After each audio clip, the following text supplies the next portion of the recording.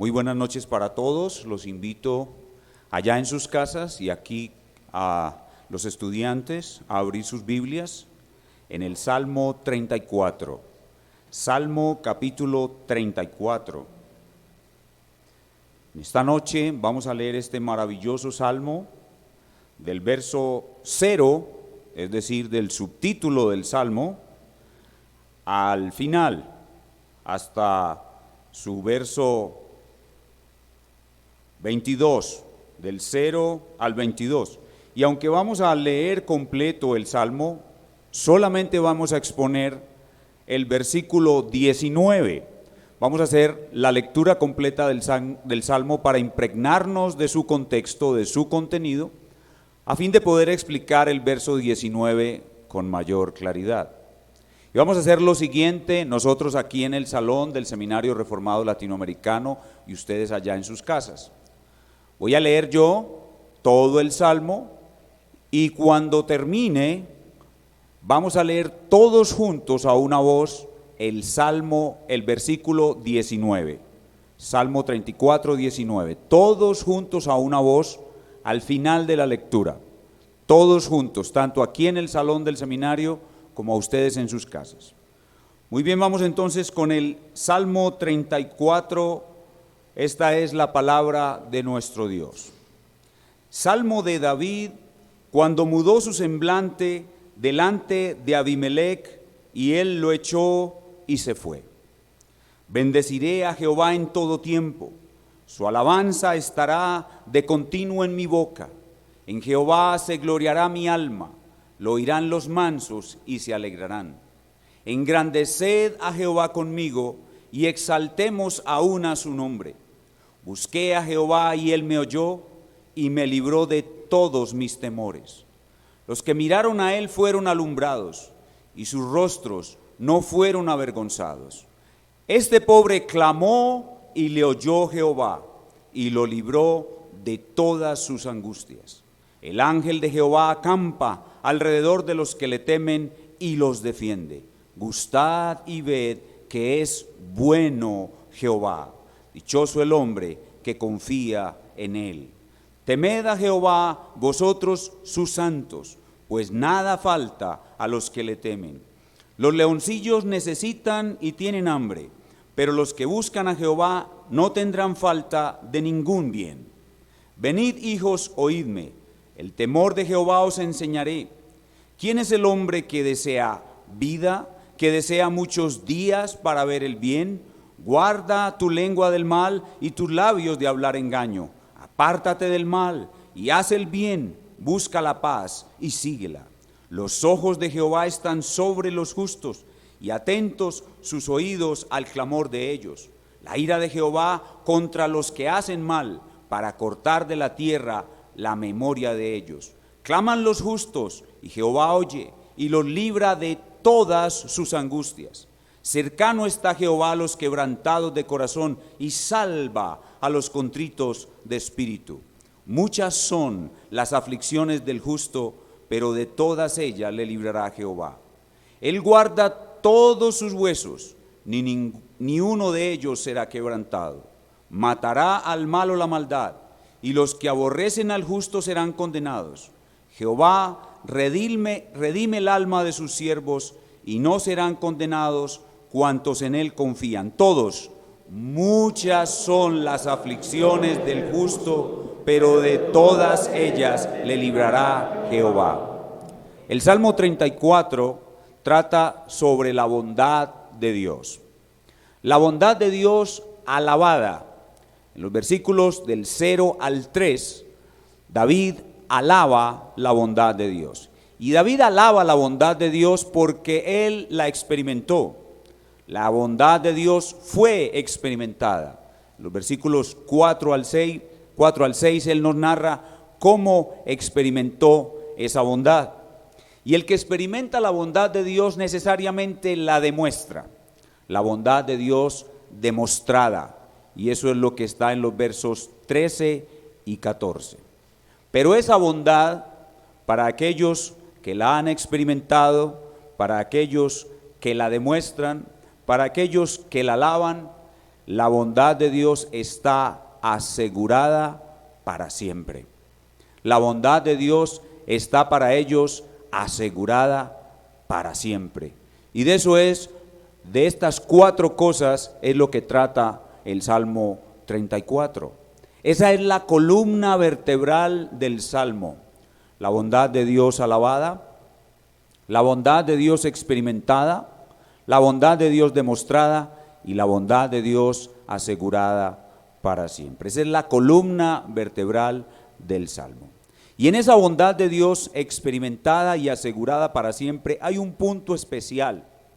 El salmista experimentó la bondad de Dios de manera especial cuando Dios lo libró de todos sus temores.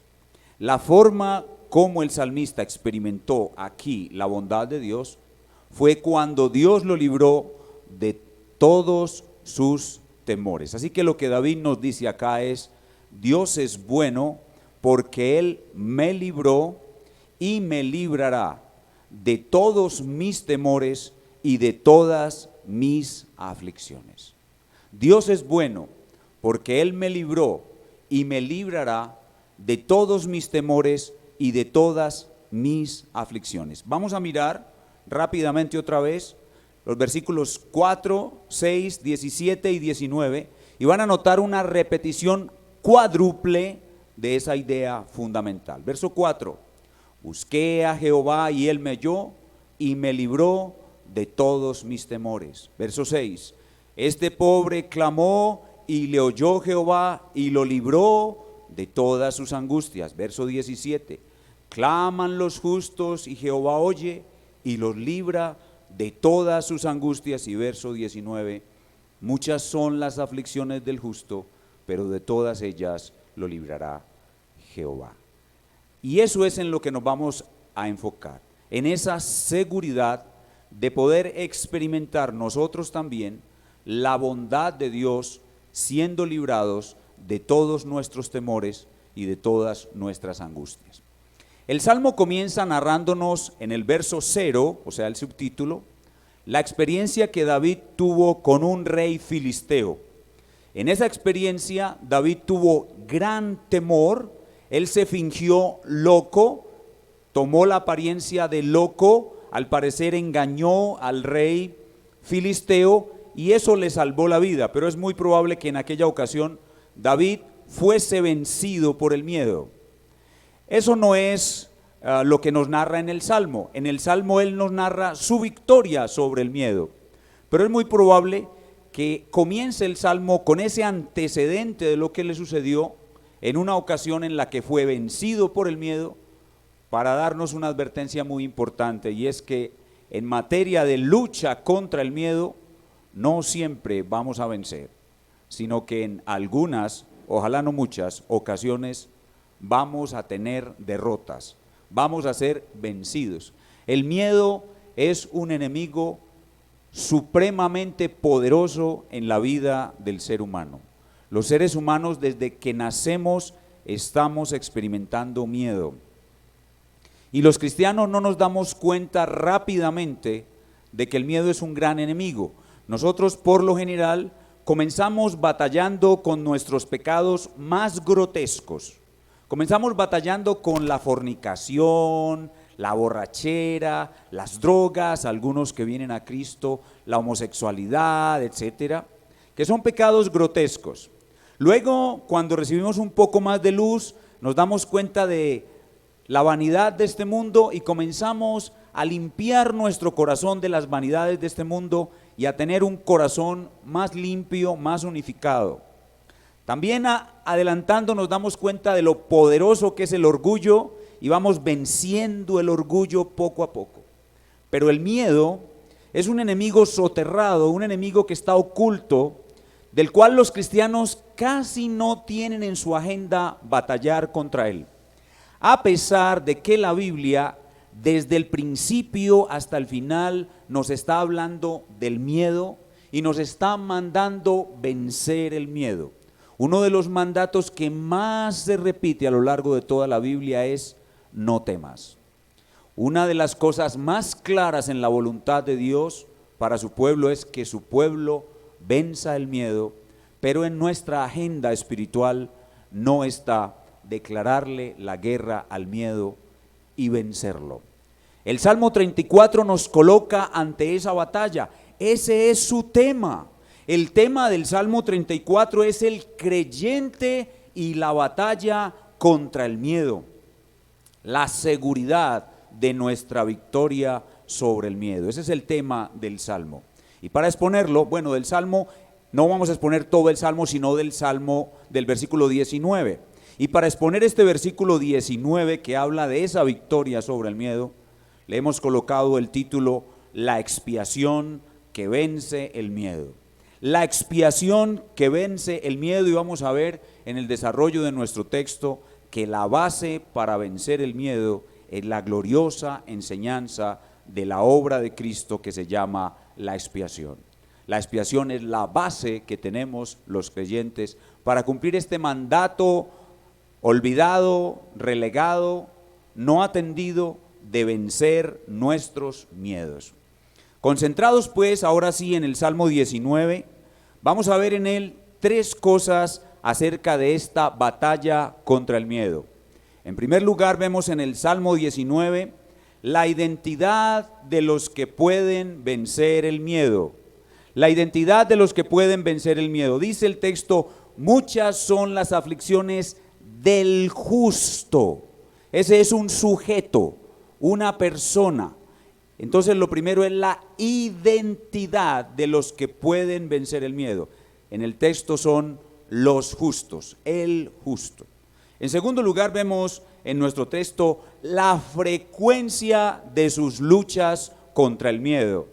La frecuencia de sus luchas contra el miedo. El pasaje comienza diciendo muchas son las aflicciones del justo. ¿Cuál es la frecuencia de la lucha contra el miedo que tenemos los cristianos? La frecuencia es mucha. Y en tercer lugar vemos la razón por la que pueden vencer el miedo. La razón por la que pueden vencer el miedo, y el texto termina diciendo, pero, y ese pero establece un contraste, pero de todas ellas lo librará Jehová, y esa es la razón por la cual los justos podemos vencer el miedo. Tres cosas pues sencillas en nuestro versículo. 1, la identidad. 2, la frecuencia. Y 3, la razón relacionado en nuestra lucha contra el miedo. Ubicados en la máquina del tiempo, nos encontramos más o menos en el año 1000 antes de Cristo, en días de David. Pero nos es menester observar en nuestro texto a Cristo en el siglo I ejecutando su obra de expiación y viajar en la máquina del tiempo al siglo XXI para aplicarlo a nuestras vidas en nuestra batalla contra el miedo. Comencemos entonces con el primer elemento, y es la identidad de los que pueden vencer el miedo, y es concentrarnos en la palabra justo. Justo. ¿Cuál es la identidad de los seres humanos que pueden vencer el miedo? Se identifican con la palabra justo. Y aquí le tenemos que hacer entonces a la Biblia nuestra primera pregunta. ¿Quiénes son los justos? ¿Quiénes son los justos en la Biblia? Y la respuesta es una sola: los que han recibido los beneficios de la expiación. Ningún hombre es justo delante de Dios. Romanos capítulo 3, versículos 18 al 20 nos dice, no hay justo ni aun uno. Por tal razón, el hombre, para poder ser justo o ser llamado justo, necesita la obra de Dios que se llama la expiación, y la expiación le brinda al ser humano uno de sus beneficios, que es la justificación. Así que la expiación le da al ser humano pecador la justificación y permite ser identificado a partir de ahí como un ser humano que puede vencer el miedo. Pero definamos primero qué es expiación. ¿Qué es expiación? Expiación es la muerte sustitutiva de Cristo, que cancela la deuda penal ante un tribunal, el tribunal de Dios, cancela la deuda penal que el pecador sustituido tiene con la justicia de Dios y le asegura una perfecta salvación. Eso es expiación. Es una obra perfecta, es la obra maestra de Dios, y uno de sus principales beneficios es la justificación. ¿Y qué es la justificación? O que delante de ese tribunal el juez da un veredicto. El martillo del juez, el mallete, golpea sobre el madero en el tribunal de Dios y dice: este hombre es declarado justo. No porque él sea justo, sino porque la justicia de otro, de Cristo, del autor de la expiación, le es imputada a esa persona. La declaración legal del juez se basa en la justicia de Dios, que dio a otro el castigo que el pecador merece, y ahora con base en eso puede declararlo justo. Y los justos en la Biblia son entonces aquellos que han recibido el beneficio de la expiación, que se llama justificación. En los días de David eran los israelitas creyentes, los verdaderos creyentes como David mismo, los que cuando pecaban sentían convicción de pecado porque temían a Dios y sabían que Dios es un juez justo, y por tanto, por causa de su pecado, tomaban un animal, lo traían delante del sacerdote, el único mediador autorizado, le ponían las manos al animal confesando el pecado sobre el animal, el sacerdote degollaba el animal, vertía su sangre, y esa es expiación. No una expiación que quitaba el pecado de ese pecador israelita del año 1000 antes de Cristo, sino que ese sacrificio apuntaba al sacrificio de Cristo, que era el que verdaderamente quitaba la culpa y justificaba al pecador. Así que los justos en la Biblia son todos aquellos que creen en ese sacrificio sustitutivo y que han recibido los beneficios de la expiación, sea en los días de David o sea en nuestros días. Pero para mayor ilustración y mayor entendimiento de quiénes son los justos en la Biblia, nuestro pasaje, nuestro salmo, el Salmo 34, tiene una riquísima descripción de los justos. Lo hace a través de otras palabras que son sinónimas. Solo las voy a leer y voy a mencionar los versículos donde están. Usted solo preste atención y eso le va a permitir entender mucho más quiénes son aquellos que pueden vencer el miedo. Los justos que pueden vencer el miedo también son llamados los mansos, verso 2b. Pero también son llamados los pobres, verso 6a. Pero también son llamados los santos, verso 9a. Pero también son llamados quebrantados de corazón o contritos de espíritu, versículo 18. Y también son llamados sus siervos, versículo 22a. ¿Quiénes son los únicos seres humanos que pueden vencer el miedo? Los que han recibido el beneficio de la expiación, que es la justificación, y son llamados justos, mansos, pobres, santos, quebrantados de corazón o contritos de espíritu, siervos temerosos de Dios. ¿Y cómo demuestran estos justos que realmente han sido justificados? En los versículos 13 y 14 del Salmo 34 nos muestra que ellos guardan su lengua de hablar mal y se apartan de toda forma de malignidad. Los que son justos lo demuestran porque obedecen con amor la ley de nuestro Dios. Esos son los únicos que pueden vencer el miedo. En segundo lugar, nuestro pasaje nos habla no solo de la identidad de aquellos que pueden vencer el miedo, sino de la frecuencia de sus luchas contra el miedo. Veamos otra vez la primera palabra del verso 19, nuestro texto, Salmo 34, 19, dice: muchas son las aflicciones del justo.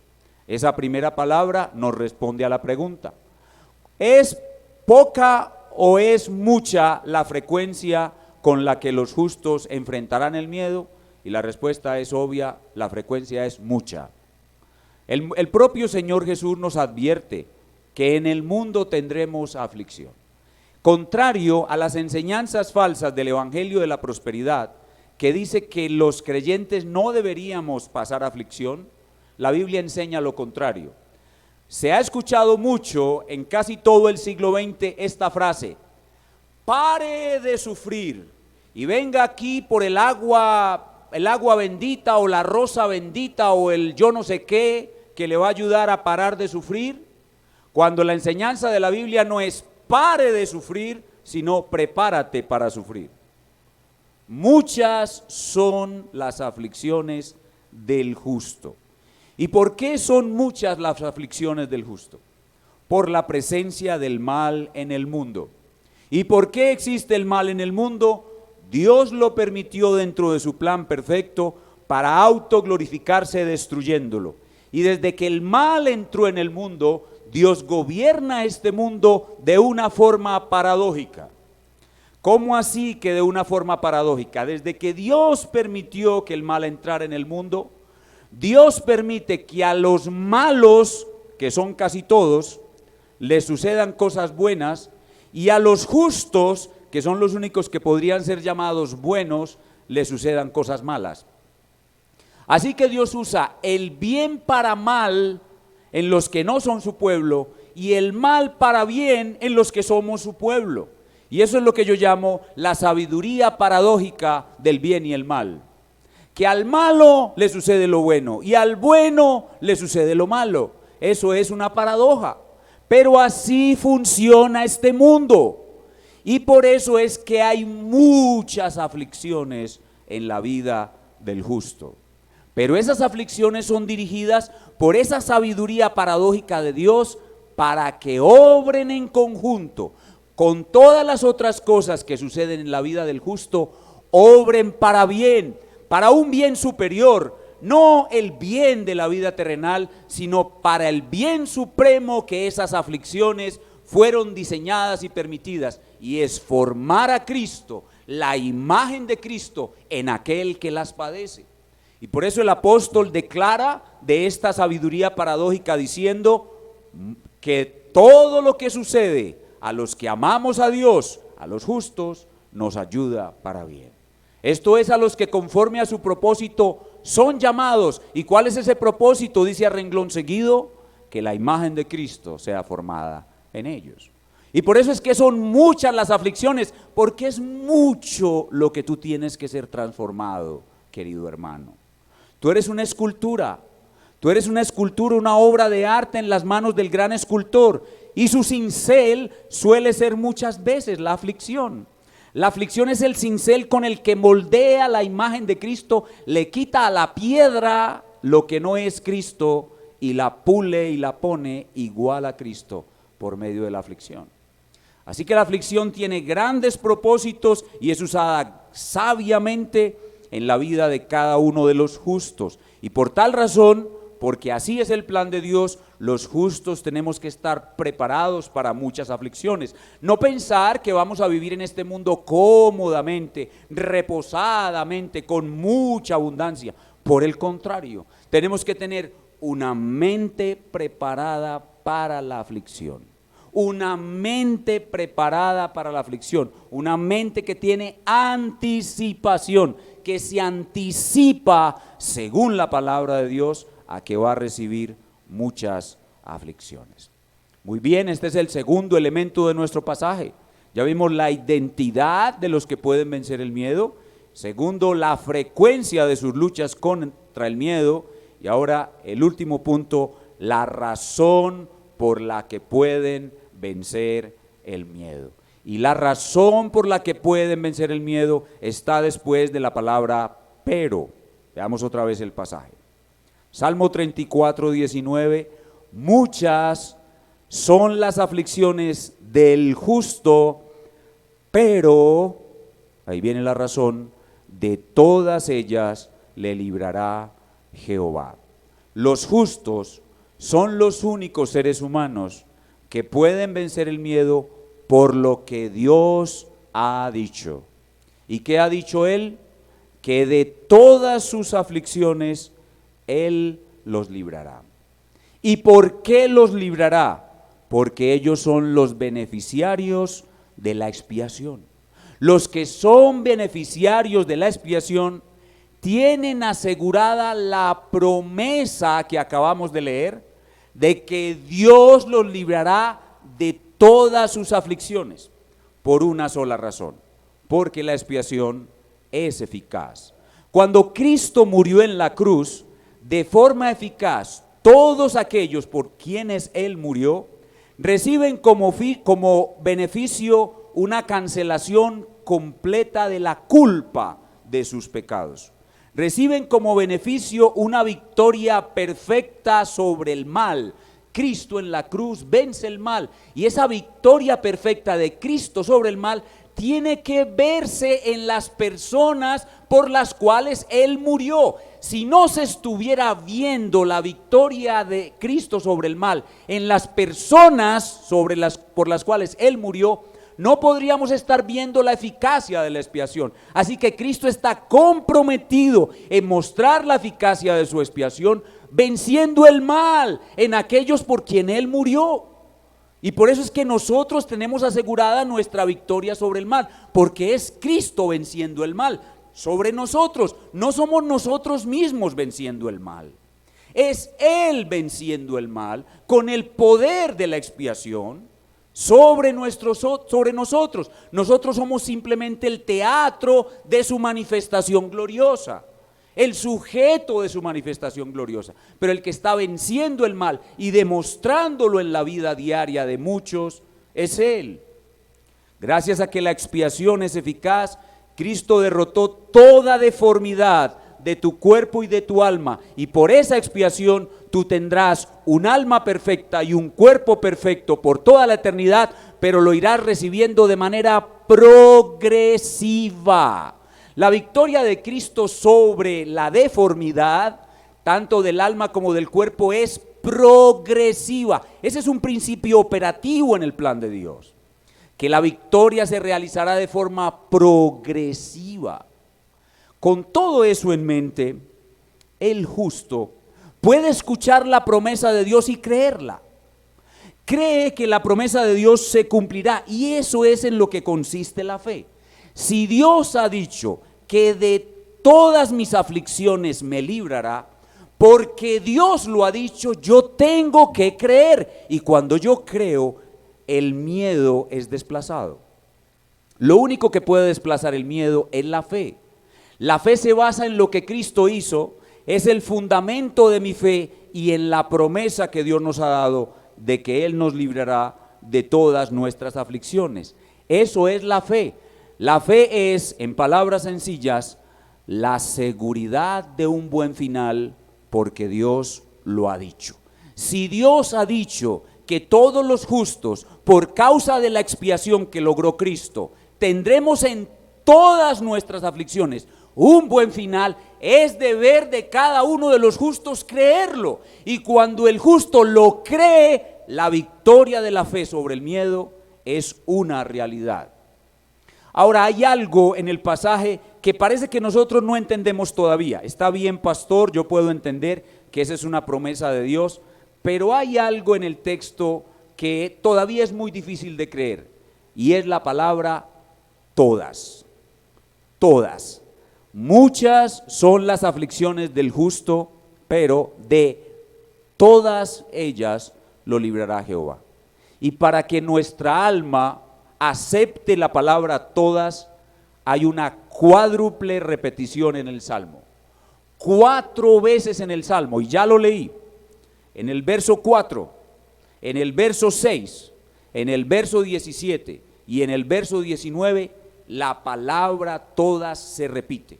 A lo largo de la estructura vital del Salmo, la palabra todas se repite. Lo que significa que nuestra alma debe creer absolutamente la totalidad de esta promesa, que muchas son las aflicciones del justo, pero de todas, todas, todas, todas lo librará Jehová. ¿Dónde está Cristo en este maravilloso salmo? ¿Dónde está Cristo esta noche en esta exposición? Bueno, cuando hablamos de los justos, el único que es original, intrínseca y auténticamente justo es Cristo.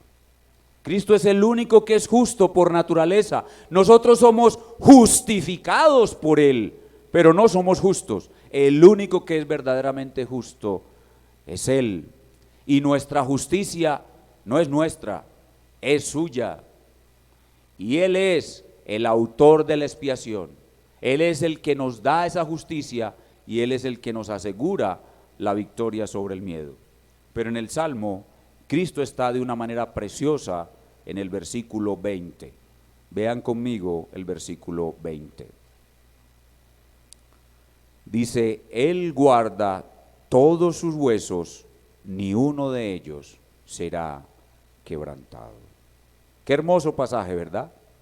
Nos recuerda a nuestro Señor en la cruz, cuando los romanos no tuvieron que quebrar los huesos de sus piernas, porque Él ya había muerto, pues había entregado su espíritu, su vida, por ti y por mí, para que pudiéramos ser libres de todo pecado, de toda deformidad, y estuviéramos equipados para poder, en su nombre y para su gloria, vencer el miedo.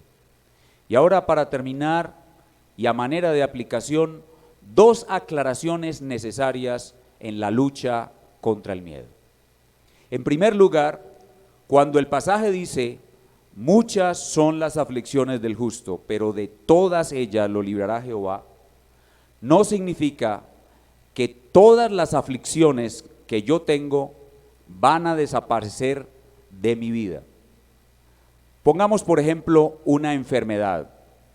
Hay hermanos, hermanas que padecen enfermedades crónicas y mueren con esas enfermedades crónicas. Entonces surgiría la pregunta, ¿no se cumplió la promesa entonces del Salmo 34, 19? Esa hermosísima hermana que murió con artritis reumatoide, toda su vida desde los 27 años hasta su senectud, vivió y murió con artritis reumatoide y nunca se curó. Entonces en ella no se cumplió la promesa porque Dios no la libró de esa enfermedad. Tenemos que entender bien lo que el Señor nos está diciendo aquí. Cuando dice de todas ellas lo librará Jehová, no significa que la aflicción va a desaparecer por completo. En algunos casos sí. En algunos casos sí vamos a ser salvados de la muerte, librados de la enfermedad, salvados del hombre malo, salvados de la pobreza, del hambre, de la necesidad de forma maravillosa. Pero en otras ocasiones la enfermedad o la aflicción va a permanecer. Pero Dios nos va a librar de ella. ¿En qué sentido? En que nos va a librar del mal que esa aflicción nos produce. El apóstol Pablo, el Señor, de una manera preventiva para librarlo del orgullo, debido a las grandísimas revelaciones que le fueron dadas, Dios le dio un aguijón en la carne, que no sabemos qué es, pero sabemos que era en la carne. Suponemos que era una enfermedad física. Y Pablo le rogaba al Señor, 3 veces le rogado, decía, que la quite de mí, y el Señor le dijo, bástate mi gracia, porque mi poder se perfecciona en la debilidad. Entonces, si permanecer con el aguijón hace a Pablo poderoso para Dios, y lo hace un hombre grande para Dios, y lo hace acreedor de las más grandes recompensas, entonces, ¿qué es ser librado? ¿Quitarle al aguijón o dejárselo clavado? Obviamente, ser librado es hacer que ese aguijón produzca grandes galardones en un hombre como Pablo. Así que debemos aclarar que ser librado de la aflicción no significa necesariamente que la aflicción va a desaparecer inmediatamente. Pero en segundo lugar, hay otra cosa que es necesario aclarar en esta batalla contra el miedo. Y es que no será suficiente para que tú tengas de aquí en adelante muchas victorias en tu lucha con el miedo, haber escuchado este sermón. No crea que porque ya usted escuchó este sermón esta noche, ya mañana usted va a vencer todas las aflicciones y el miedo va a desaparecer de su alma.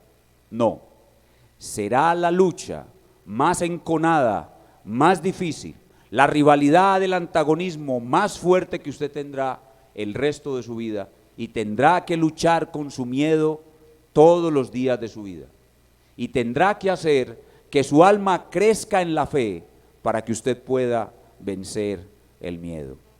¿Qué es lo que tiene que hacer?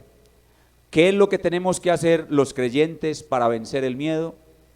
No va a lograrse de la noche a la mañana, no se va a lograr escuchando un sermón. ahora que sabe de memoria el Salmo 34:19, todavía no va a tener grandes victorias sobre el miedo y todavía no va a tener en su vida todos los días la paz que sobrepasa el entendimiento humano. O si no, mírese, en los días del coronavirus, usted allá, creyente, cristiano, muerto del miedo, pidiéndole a Dios que no le caiga ese virus en sus pulmones. Está bien que le pidamos a Dios que no nos infectemos de este virus, pero no está bien que nos dejemos dominar del miedo. Sin embargo, todavía somos muy débiles en la lucha contra el miedo. ¿Qué tenemos que hacer entonces? Tenemos que hacer que nuestra alma coopere. Tenemos que hacer que nuestra alma coopere. Ya ustedes que me han escuchado saben que coopere es una sigla, que cada una de las letras significa cada uno de los elementos que fortalecen el alma y la hacen fuerte en la fe y fuerte en la lucha contra el miedo. La C significa conocimiento. Mientras más conocimiento tenga de la expiación, más tendrá fe para vencer el miedo. La O significa obediencia. Significa que para vencer el miedo usted debe obedecer a Dios en sus mandamientos y tener victoria sobre sus otros pecados. No crea la persona que vive todavía esclavizada de algún pecado que va a tener victoria sobre el miedo. No, no, no. Tiene que obedecer. La PE significa pensamiento profundo. Para poder vencer el miedo se necesita que el creyente practique constantemente el pensamiento profundo, sobre todo pensamientos profundos acerca de la expiación y sus beneficios. Y la RE de coopere es repetir y repetir y repetir. ¿Se fijó en el Salmo 34 cuántas veces se nos repitió lo mismo? 4 veces. Eso es porque la palabra de Dios nos muestra que el alma humana no puede ser transformada sin un proceso constante de repetición, porque aprendimos a vivir en el miedo en repetición tras repetición tras repetición. Desde niños estamos repitiendo y repitiendo y nuestra alma vive el miedo automáticamente porque está grabado en lo más profundo del corazón. Así que para vencer el miedo hay que grabar la expiación en lo más profundo del corazón. Quiera Dios que esta noche hayamos tenido un acercamiento a esta batalla contra el miedo, la hayamos entendido mejor, hayamos entendido el mandato de Dios que nos manda a vencer el miedo y el por qué estamos en aflicciones como esta de la plaga del coronavirus. Y si hay alguna persona que nos está viendo en este momento y que no ha entregado su vida a Cristo, amigo que estás viéndonos en la internet, quiero decirte que el miedo que experimentas ahora en nada se comparará con el miedo que vas a experimentar cuando una vez muerto desciendas al infierno y quedes para siempre separado de Dios y bajo la ira de Dios. Eso sí será miedo y será por toda la eternidad. Pero tú puedes huir de esa experiencia ahora mismo. Si reconoces tu condición de pecador, que tú no eres justo, reconoces que solo hay un justo, Cristo, y que Él murió por los pecados de muchos y resucitó de los muertos, recibirás el perdón de tus pecados, la vida eterna y el poder de Dios para vencer el miedo. Terminemos esta sección en oración delante de nuestro Dios. Padre, tu palabra es viva y eficaz. Tu palabra es poder para tu pueblo. Hoy nos has permitido leerla, explicarla y aplicarla con claridad en este maravilloso pasaje, muy conocido, memorizado por muchos y que puede ser el punto de apoyo para grandes victorias sobre el miedo el resto de la vida de cada uno de los que hoy hemos escuchado esta exposición. Ayúdanos en la victoria contra el miedo. Ayúdanos a vivir una vida en la paz que sobrepasa el entendimiento humano. Ayúdanos a vencer en el lecho de muerte el último miedo y a pasar a tu gloria celeste, el lugar donde jamás, jamás por toda la eternidad volveremos a experimentar miedo. Gracias, Señor, por este entrenamiento a partir de esta pandemia, de esta infección mundial. Gracias por esta prueba, porque estás haciendo que nuestra alma desarrolle músculo espiritual para futuras batallas contra el miedo en las que vamos a ser contigo más que vencedores. Gracias, Padre Dios, por tu amor en todo. En el nombre de tu Hijo Cristo. Amén.